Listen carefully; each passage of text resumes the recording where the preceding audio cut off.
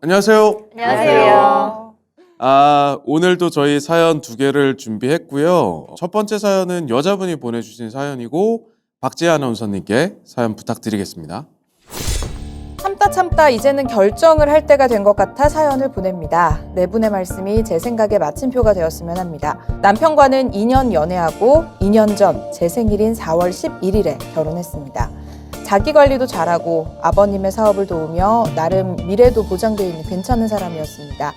소개로 만나서 큰 기대 없었는데 의외로 말도 잘 통했고요. 무엇보다 나이가 둘 다 좀 있는데도 아이를 원치 않는 것에 동의해 준 것이 가장 컸어요. 다만 한 가지, 축구를 좋아한다는 게 말다툼으로 이어진 적은 있었습니다.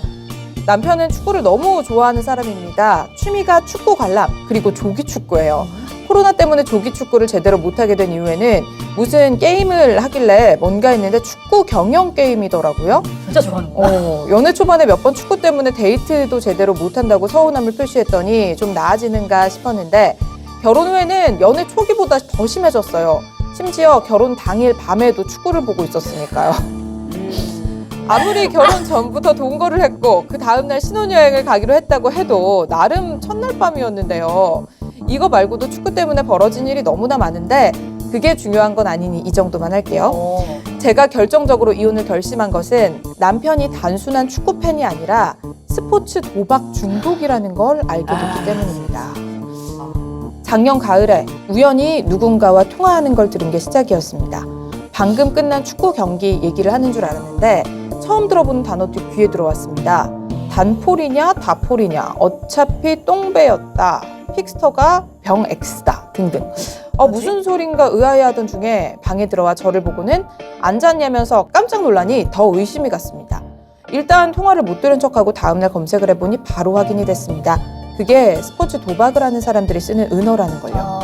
그냥 축구에 빠져있는 것도 꼴보기 싫었는데 도박까지 한다니 애초에 축구를 좋아했던 게 도박 때문이었나 싶을 정도였습니다. 뭐 대단히 많은 돈을 썼겠나 생각하면서 넘기려고 했지만 저도 모르게 계속 도박 관련 검색을 해보게 됐고 남편의 행동들이 도박 중독자들의 모습과 너무 비슷하다는 걸 알게 됐어요. 가장 큰 문제는 축구 도박은 결과까지 90분이 걸리는데 중독자들이 그걸 못 기다리고 더 빠른 결과가 나오는 도박을 찾게 된다는 것이었습니다. 결국 남편과 이야기를 했고 남편은 별일 아니라는 듯이 그냥 보면 좀 밋밋해서 장난삼아 몇 번 한 거라고 했습니다. 믿기지는 않았지만 남편이 집에 오면 핸드폰을 보이는 곳에 두고 축구도 한국 선수가 나오는 경기만 보겠다고 평소에는 다른 경기들도 다 챙겨봤다고 하네요. 이게 가능한가요? 한국 선수들만 나오는 경기 그러니까요. 본다는 게. 근데 이제 한국 선수가 나오는 경기만 보겠다고 약속을 해서 한번 믿어보기로 했습니다. 각서도 썼어요. 정말 그 소용없다는 각서. 네. 몇백 장씩 쓰게 된다는 그렇죠. 각서. 아무 효력 없는. 그런데 몇 주 전 남편에게 다른 핸드폰이 있다는 걸 알게 됐습니다. 배가 아프다, 씻는다, 쓰레기 버릴 겸 조깅하고 온다. 원래 핸드폰은 놓고 세컨폰을 챙겨 나간 거죠. 도박 중독자들의 특징 중 하나가 언제든 도박을 끊을 수 있다고 말한다 라는데 그걸 봤으면서도 믿은 제가 바보였죠. 남편과 이야기는 아직입니다. 하지만 남편에 대한 신뢰는 박살났고 무슨 이야기를 해도 믿을 생각 없습니다. 다만 그 전에 몇 가지 조언을 듣고 싶습니다. 보나마나 딱 잡아댈 것이 뻔한데 확실한 증거를 잡기 전까지 참는 게 좋을까요?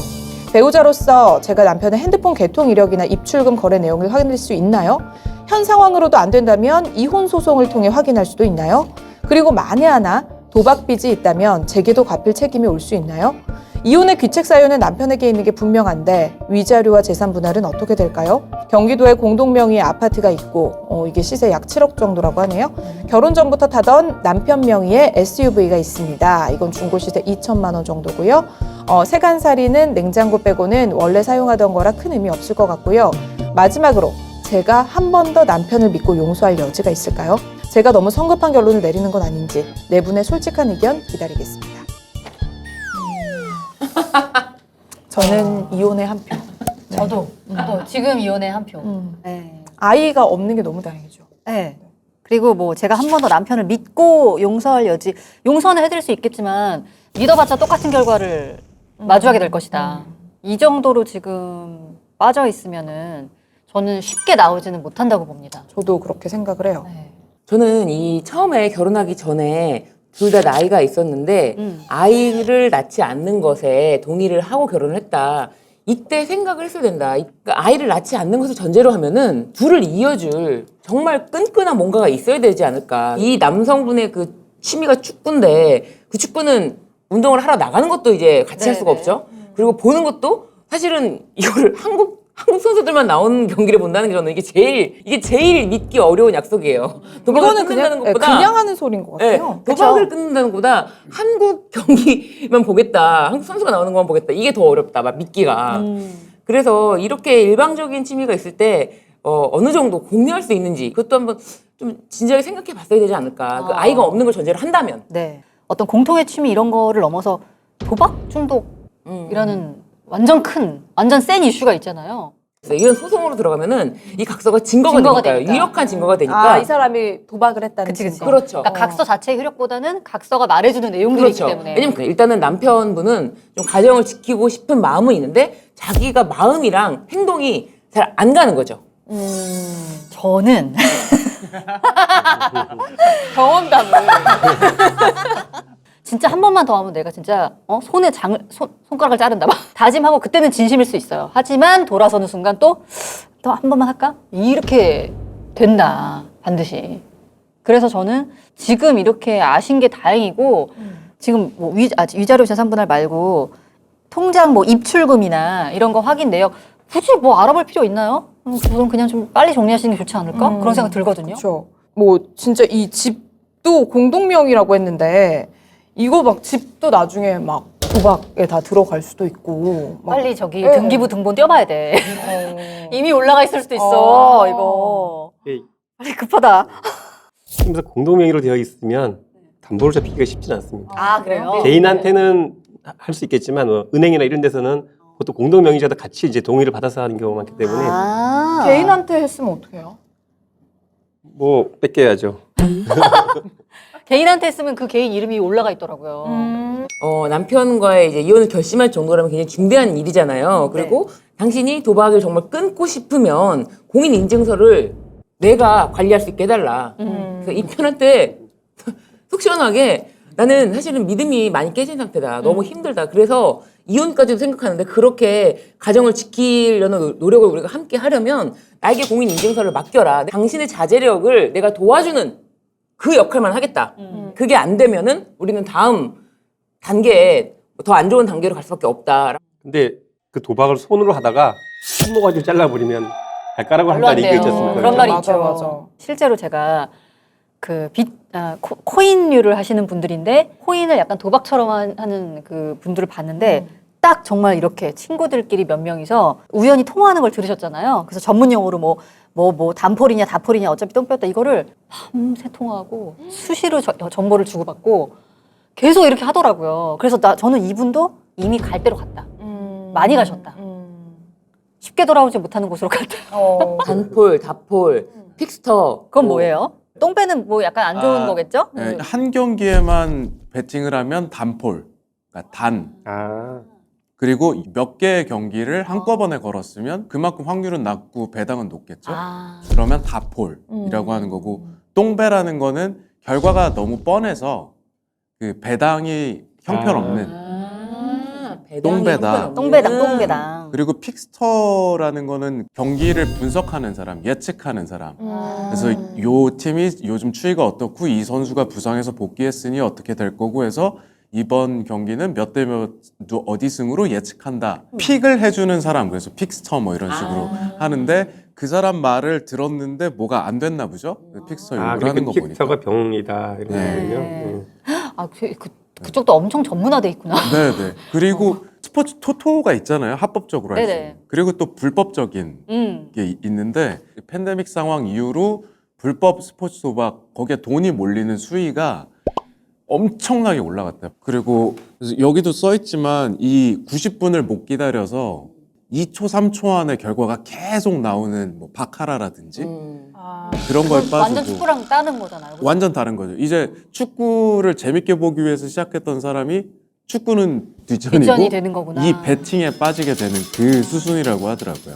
근데 저는 막 거의 20시간 막 그리고 막 물론 그 사람들이 시간만 내면은 그 제한만 없다면은 그런 사람들도 정상인의 범주로 돌아올 수 있는 계기가 있다. 근데 이 사람은 아직 계기를 주는 것도 한 번 더 해볼 수 있지 않나 하는 생각이 저는 좀 들어서요. 아니 뭐 맞아요. 본인이 마음을 새롭게 먹던 이렇게 해서 뭐 바뀔 수는 있죠. 바뀔 수는 있는데 언제라도 다시 그 행동을 보일 수 있는 사람이면은 우리 사연자분이 너무 불안하지 않을까, 같이 사는 내내. 그래서 항상 의심하게 되고 항상 뭔가 불안해하고 그러지 않을까라는 생각이 들거든요. 저도 신주진 변호사님이 항상 이제 뭐 회색의 여지가 있다. 네. 여기에는 당연히 네. 이제 오케이를 하는데 중요한 게 이 사람이 혼자가 아니잖아요. 이 사람이 개인이고 도박 중독에 빠졌다가 뭐 어떻게 회생한다. 오케이. 근데 옆에 있는 사람은 막 타죽지 않을까요? 지켜보는 거 너무 힘들 것 같아. 그러니까 막 괜히 의심 안 할 것도 막 의심하게 되고 그럼 또 둘이 싸움이 되고 막 그럴 게 아니에요. 네. 그리고 이게 우리가 지금 사연으로 봐서 제3자 입장에서 보기 때문에 이게 그냥 이렇게 쓱 읽히는데 각서도 여러 번 썼대요. 각서 쓰고 이제 다시는 안 하겠다 했는데 세컨폰이 있는 걸 알았어. 물론 바람은 아니지만 어쨌든 그걸 봤을 때 그 배신감. 장난 아니거든요, 그런 거. 그렇죠. 뭐 세컨폰 걸리면 막 서드폰 만들고. 분명 있겠지. 네, 그리고 그럴 수 이제 있을 것 같아요. 이걸 한번 알고 나서는 다음부터 나는 어쩔 수 없이 의심이 또 도진단 말이에요. 그 사람이 진짜 서드폰 안 만들었어도 또 있는 거 아니야? 또 어디 숨겨놓고 몰래 하는 거 아니야? 이럴 수밖에 없거든요. 그럼 괜히 나도 막 별거 아닌 거에 집착하게 그치. 되고. 완전 네. 미치는 거죠. 악의 구렁텅이로 들어가지 마셔라. 그러니까 이런 뭔가 기질이 없는 사람도 많은데 그래. 굳이 왜 그래. 이 사람을 왜 굳이 같이 살아야 되죠? 그러니까 저도 축구를 봐요. 네. 보기는 보는데 남편분 이 정도로 보면은 사실상 주말에 데이트가 온전하게 이루어지기가 힘들거든요. 새벽까지 경기가 있고 일요일 날 아침에 조기 축구 한다고 하면 그치. 금요일 밤부터 토요일 새벽까지 축구 보고 토요일 밤부터 일요일 새벽까지 축구 보고 조기 축구 가고 월요일 새벽까지 또 축구 보고 이래야 되거든요. 그러니까 이거를 2년 동안 그냥 냅뒀다는 것도 너무 신기하고 세컨폰 알아낸 계기도 되게 재밌었어요. 어떡해요? 두 분 다 아이폰을 쓰는데 아이폰에 없는 벨소리가 어디서 띠링하고 울렸다는 거예요. 그때 순간 정적. 아, 그럼 남편도 알았겠다. 그리고 그냥 직감을 하신 상태 지금. 세컨폰의 어떤 실체를 보진 네, 않으셨구나. 보지는 못했다. 네. 아, 그래서 이분이 지금 눈으로 확인을 한 게 아니기 때문에 네. 좀 더 증거를 잡아야 될까요? 라는 질문을 하신 거고. 왜 얘기를 못하죠? 이게 무슨 소리지 우리 집에? 이게 무슨 소리야? 왜 거기서 왜 조용히 둘 다 침묵이야? 나 이해가 안 되네. 그런 어떤 침입자 새끼가 핸드폰을 다른 걸 들고 들어왔네. 아주 아작을 내버려야겠다. 저희가 항상 누누이 말씀드리면 이것도 신유진 변호사님만 가능한 아, 나 너무 이해가 안 보통 다 이렇게 돼. 그런 어떤 하죠. 아니 새로운 폰의 소리를 듣고 왜 침묵이지? 아, 난 진짜 이해가 안 되네. 왜? 못하시는 분들 많아요. 네? 그런 것 같아. 순간 이걸 내가 말했다가 말했다가 이게 이제 맞을까 봐. 아, 너무 무서워. 무서워. 무서운 거. 그 실체를 내 눈으로 확인하는 게 무서운 거야. 그러니까 비겁한다는 거죠, 신 변호사님. 내놔. 내놓고 얘기하자. 야, 들었잖아. 너도 들었잖아. 내놓고 백업폰 갖고 오고. 근데 남편이 막 너무 뻔뻔하게 소리? 무슨 소리? 나 아무 소리 왜 무슨 소리 들렸어? 그럴 막 계속 때는 귀싸대기를 때리고 누가 때렸어? 이런 거죠. 누가 때렸냐? 당신 갑자기 뺨이 왜 빨개? 그러게. 예. 무슨 소리가 난 것 같은데? 아, 그런 방법이 있어. 진짜 이게 그 날의 의심으로 내 마음을 내가 더 병들게 하고 내가 증거를 찾아야 되나 내가 더 어떻게 해야 되나 나 혼자 왜 고민하느냐. 같이 살고 있는 사람이 옆에 물어볼 사람이 있잖아요. 그러니까 한편 먹은 사람인데 뭔 얘기든지 다 할 수 있잖아요. 그리고 코로나 때문에 축구를 못하면 부부간에 몸의 대화를 하면 되죠. 그 긴 밤에 항상 그러지 말자. 면역력 강화에 좋다는 견해도 있습니다. 네. 아, 그런가요? 코로나 시대. 근데 그런 게 참 신기한 게 저도 이제 어렸을 때 연애를 할 때 그 남자친구랑만 둘이 노는 거 계속 같이 재밌는 거 원하는 거 다 같이 함께 하면은 더 이상 다른 놀거리를 찾지 않을 줄 알았는데 성향에 따라서 자기 당구를 너무 좋아해. 근데 저랑 당구를 칠 수가 없으니까 당구를 치러 반드시 가야 되는 거예요. 그럼요. 흥미진진한 모든 거를 다 해도 그 사람이 좋아하는 이거를 해줘야 되는 거예요. 있죠. 네, 그런 생각을 하면은 말릴 수가 없더라고요. 그래서 저는 그 경기를 보고 적당히 즐기고 이런 수준에서만 멈추면은 될 텐데, 그리고 아내분도 축구 몰라 그게 아니라 뭐라도 이렇게 같이 해보려는 시도까지도 한번 해보고 뭐 모르는 팀이라도 남편이 응원하고 있으면 같이 응원하는 것도 해보고. 근데 저는 중독의 포인트가 있어서 드리는 말씀이지만 중독인데 이거를 나 혼자서 이 아내분이 좀 병을 속으로 계속 키운다. 이게 답답합니다 진짜. 터트리자. 아니 왜 의심하고 증거를 찾으려고 노력하고 왜 걱정하고 뭐 우리가 이혼하면 나 진짜 근데 나 이 약간 아내분이 저는 나 왜 이렇게 감정이입하지? 약간 저는 너무 약간 뭐랄까요? 이렇게 상황이 그려진다는 게 그 아내분이 아마 이런 과정을 분명히 초창기에 했을 거예요. 근데 남편분은 계속 꼬리를 감추는 거야. 너무 잘 빠져나가네. 계속 거짓말하고 숨기고 그러니까 결국 세컨폰도 그래서 생기게 된 건데 내가 이젠 진짜 한국 경기만 보고 나 진짜 안 할 거야. 이랬는데 결국 뒤에서 또 다른 짓을 하잖아요. 그럼 아내는 추궁할 수가 없는 거지. 왜냐면 얘는 어차피 거짓말하는 사람이니까 추궁해봤자 소용이 없다는 거를 학습한 거죠. 저는 근데 처음에 이 아내분이 아예 싹을 자르겠다는 취지로 각서를 받으신 건 좋은데 사람이 할 수 있는 약속과 할 수 없는 약속이 있습니다. 내가 만약에 다이어트를 결심했다고 해도 내가 뭐 하루에 예를 들면 뭐 500칼로리만 먹겠다. 이거 말이 안 되거든요. 내가 그거를 뭐 각서를 100장을 쓴다고 해도 내가 하루에 500칼로리만 먹겠다라는 걸 지킬 수 없는 거를 한다는 거. 한국 경기만 보겠다라는 이런 말도 안 되는 약속을 받아냈다는 거. 이 사람이 할 수 있는 수준으로 좀 맞춰줘야지. 아예 싹을 잘라버려야 돼. 축구에 그냥 축제도 치읓도 못 꺼내게 만들어야 돼, 집안에서는.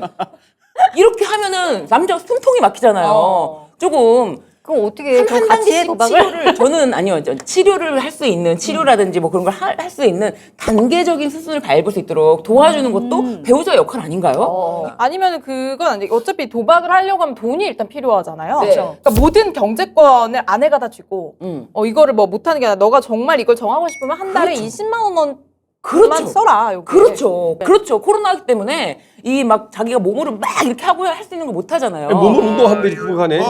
다르다니까요. 손. 다르다니까. 깜짝이야. 이건 뭐죠? 저 너무 놀랬어 지금. 운동을 해라. 코로나 시대 실내에서 할 수 있는 운동이 의외로 많습니다. 달라요. 그게 자기가 축구에 대한 그거가 있는데 그거를 끊고 다른 걸 아무리 돌려놔도 다 백날 뭐 별의별 거 다 해도 그 축구 궁금해요. 아니 근데 이게 운동을 좋아하는 거랑은 제가 보기엔 또 다른 문제인 것 같아요. 저도 운동 좋아하는 남자 뭐 친구들 뭐 많이 만나봤는데 걔들 뭐 스포츠 도박하고 이러지 않거든요. 그러니까 이거는 그냥 도박을 좋아하는 거지 운동을 좋아하는 건 그쵸. 아니잖아요. 오늘 이혼하든 6개월 뒤에 이혼하든 급할 거 없지 않나? 6개월 정도 할 것을 해본다. 네, 6개월 정도 투명하게 모든 거를 다 해볼 수 있지 않나. 그래서 정말 한계도 주고, 그래서 그 흥미를 느낄 수 있는 정도로만 해야 된다. 나는 그게 걱정이 되는 게 내가 알 수 없는 더 큰 위험에 우리가 처해질까봐 두렵고, 당신이 축구를 좋아하는 게 두려운 게 아니다. 도박 때문에 정말 재앙이 일어날까봐, 정말 우리 집이 가정이 파탄 날까봐, 가산 탕진할까봐, 그게 두렵다. 이거는 빠져나올 수 없다는데 평생 이럴까봐 두렵다. 이게 뭐가 두려운지를 정확하게 알고, 이거를 대비해야지. 나는 증거를 확보해야 돼. 이 사람이 발뺌할 거니까. 몰래 증거를 확보할 거야.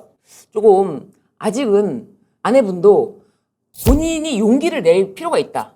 용기를 내서 그런 얘기를 해야죠. 한 달에 20만 원 당신의 용돈에서 당신이 가용할 수 있는 도박이라고 즐기는 정도. 네. 그 중독인 사람들은 절제를 못하는 거지 않습니까? 맞습니다. 그죠? 저 그 얘기하려고 그랬어요. 맞아요. 그쵸. 그래서 저는 만약에 지금 예를 들어서 박지은 아나운서가 한 달에 그럼 20만 원, 너 이거 사채를 빌릴 해라. 거예요, 그 사람은. 맞아요. 그쵸. 정확하게. 사채가 아니어도 친구들끼리 이거 지금 같이 한 친구도 있잖아요. 이런 친구들한테 몇백, 몇천 빌리는 거 무서워요. 아마 그렇게 할 겁니다. 그리고 도박 중독, 알코올 중독. 결국에는 절제를 못한다는 것 아닙니까, 그죠? 의지 박약. 그렇죠, 의지 박약. 그래, 혼자 하면 돼, 이혼하고. 이 남자 그렇죠. 혼자 해, 그냥. 혼자 하고 그러면 돼요. 근데 그리고 문제는 중독인 거죠. 뭐 운동이든 뭐 그죠, 알코올이든 그게 가장 문제라고 생각합니다. 그리고 말씀하신 대로 그 스포츠 토토라고 불리우는 네. 합법적인 스포츠 베팅 있는데 1인 베팅 상한선도 존재해 있고 그래서 말씀하신 장치가 있긴 있어요. 근데 불법적으로 많이 하는 베팅을 데가 또 안 못하니- 그렇잖아요. 그렇죠? 네, 그러니까 불법 도박으로 빠지는 거죠. 맞아요.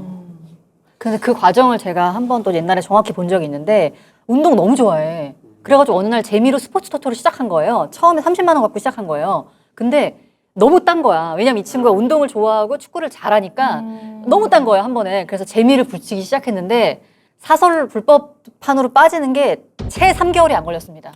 진짜 빨리 빠졌어요. 금액은 뭐 기하급수적으로 그냥 막 늘어나죠. 난리 나더라고요. 그래서 아 이게 이렇게 무섭구나. 근데 나오지를 못하더라고요. 한번 빠지니까.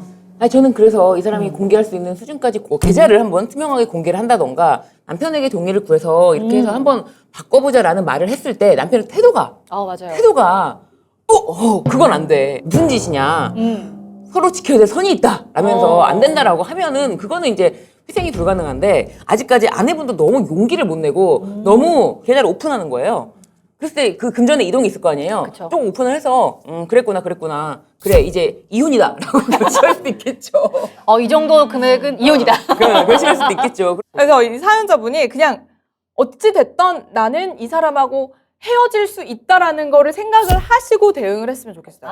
이게 뭔가 자꾸 그럼 이 사람이 혹시 이건 아닐까? 그럼 난 이혼 안 해도 되지 않을까? 이렇게 생각하면 자꾸 범위가 넓어져 나가는 그런 반응이 올 수도 있기 때문에 나는 어쨌든 네가 도박을 한 게 사실이고 그걸 나한테 숨겼다면 나는 이거는 이혼이다. 이렇게 좀 생각을 하면서 대응을 하면은 좀 더 이제 단호하게 대응을 할 수가 있고 그럼 남편 쪽에 가는 시그널도 좀 더 다르지 않을까 저는 그렇게 생각을 하거든요. 그렇네요. 네. 그 신호 측면에서 이제 요분도 각서를 언급했으니까 네. 각서라고 해서 늘 의미가 없는 건 아니에요, 그죠? 다시는 도박 안 하겠다 이런 거는 사실 증명을 위한 서류로서는 매우 의미가 있죠. 한 번만 더 바람 피우면 전 재산 포기하겠다 이런 것도 전 재산을 포기하겠다는 권리 의무에 관한 거는 의미가 없지만 사실 증명에서는 매우 의미가 있는 거죠. 그래서 일단 현상을 유지를 한다면은 그 각서를 두 가지 내용을 받아두면 좋을 것 같아요. 과거의 너의 행위 등등 한 거에 대해서 그죠? 안 하겠다. 내가 이런 행위는 내가 잘못한 건 맞다. 뭐 인정하고 그다음에 과거의 잘못에 대해서는 뭐 어떻게 하겠다. 그리고 뭐 장래 어떻게 하겠다. 그리고 재산 분할할 때 분할 대상 채무는 부부 공동 재산의 형성 또는 유지와 관련된 채무. 아파트 살 때 뭐 대출을 받거나 융자를 받거나 이렇게 한 채무라든가 일상 가설로 인한 채무, 뭐 쌀값, 애들 학원비 등등 이런 채무만 분할 대상이고 그러면은 도박빚은 분할 대상이 아니죠. 크더라도 네. 사연자분은 갚을 책임은 없군요. 그런데 어허. 이걸 막 뭉개고 5년, 10년 지나가면 그때 늘어난 채무가 도박으로 인한 채무인지 일상 가설로 인한 채무거나 부부 공동 재산의 형성 유지와 관련된 채무인지 아닌지를 구별하기 어렵습니다. 그래서 그걸 한번 중간 정산한다는 의미에서 하나를 각서를 구체적으로 받아두는 건 의미는 있을 수 있겠죠. 네. 어쨌든 그런 원 변호사님 말씀도 그렇고 이혼 전에 일단 이분들이 좀 허심탄회하게 공개하는 과정이 좀 필요하긴 하겠네요. 전체적으로. 그렇죠. 그러다가 또 한 번 뒤통수를 쳐서 이혼하면 그걸 다 증거로 쓰면 되고. 그럼요. 그렇죠. 그리고 뭐 몇 년, 몇 월, 며칠 이후에 발생한 채무는 분할 대상으로 삼지 않기로 한다는 거. 나중에 이게 분할 대상 채무인지 아닌지를 판단할 때 매우 중요한 자료가 되니까 그런 거 하나 넣어두는 것도 의미가 있죠. 저는 6개월 동안 유예 기간을 두고 네. 이 모든 거를 다 이렇게 해보는 자체가 이혼 과정에 있어서는 또 굉장히 도움이 되거든요. 그래서 6개월 정도 유예 기간을 뒀으면 좋겠다. 근데 이혼 다만 집행유예인가요? 네? 이혼 집행유예. 네. 집유 집유.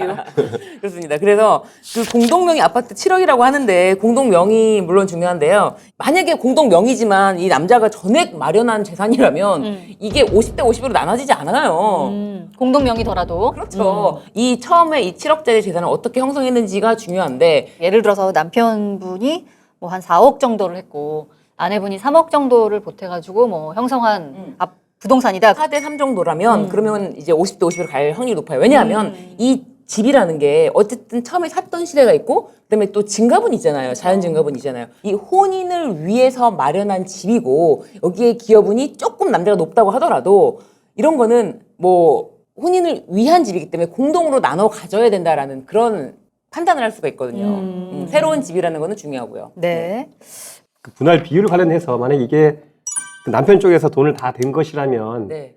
순재산 다 합치면 한 7억 2천 정도 되는데 네. 그러니까 지금 혼인기간 2년 정도면 20%가 넘지는 않을 것 같고 10%에서 15%, 20% 그러니까 1억 전후한 금액 정도를 받을 수 있겠다. 그런 의견을 드립니다. 네. 남편이 전액을 다 넣었다면 그죠. 다 금액을 넣었다면. 다 넣었다면 전제가 네, 있어야 네. 돼서 위자료는 그냥 정해져 있죠, 금액대가. 실사유랑 관련이 있죠. 위자료는 귀책사유 관련이 있다.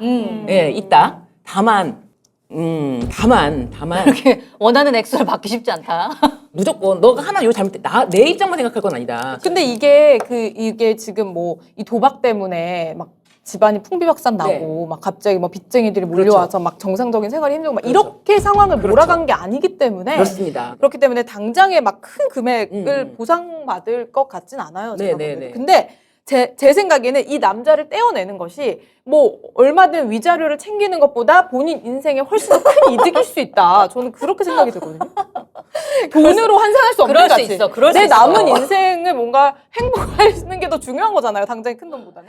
그럴 수 있어요. 근데 저는 이제 또 아까 신준 변호사님 말씀하신 것처럼 그러니까 유예 기간처럼 마치 한 6개월 정도를 내가 마지막 뭐 정리한 셈 치고라도 뭔가를 해보는 건 또 의미 있을 것 같습니다. 네. 왜냐면 여태까지 아내분이 이렇다 하게 남편분한테 액션을 취한 게 없어요. 아직 남편이 어느 정도로 도박을 하고 있는지 이 내역을 전혀 알지도 못하고 공개하지도 않고 얘기도 안 하고 있는 상태니까 요거를 약간 서로 오픈하기 위한 시도는 해보는 건 의미 있겠다. 맞아요. 어차피 이혼 굉장히 큰일입니다. 굉장히 큰일 앞두고 못할 게 뭐가 있습니까? 맞아요. 더 용기를 내십시오. 맞습니다.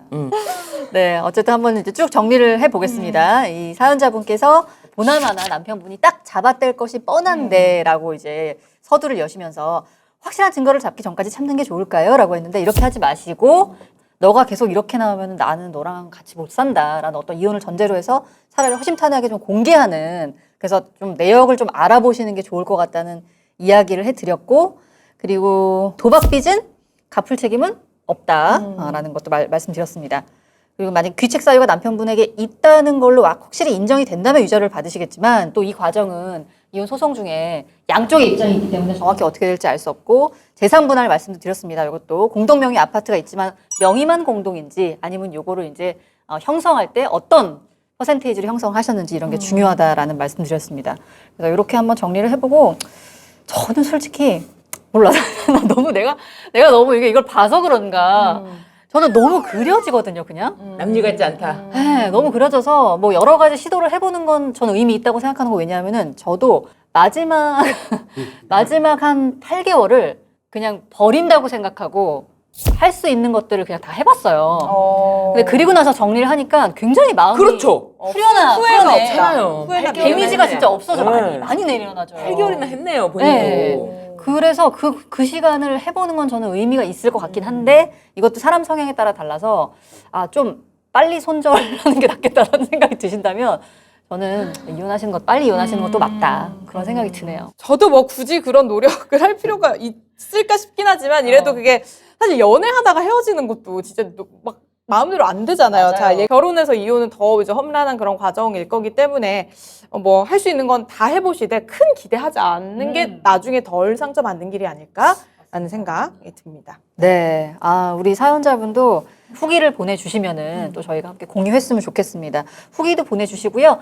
이렇게 좀 고민이 되시거나 아니면은 이혼을 앞두고 계시는데 뭔가 법적인 조언이 필요하다라던가 이렇게 갈림길에 서 있다 하시는 분들 저희에게 일단 사연을 보내주셔서 함께 이야기 나눠보셨으면 좋겠습니다. 네, 이쪽으로 후기도 많이 보내주시고 사연도 많이 보내주시고 그리고 이제 저희가 지난번에 말씀드린 것처럼 메일 주소 새로 이제 파서 보내시는 분들 저희가 이제 메일로 답변을 드리고 이제 의사소통이 오가야 네. 되기 때문에 사연 보내주시면 꼭 한 번씩 그 메일함을 좀 확인을 해주시면 감사하겠습니다.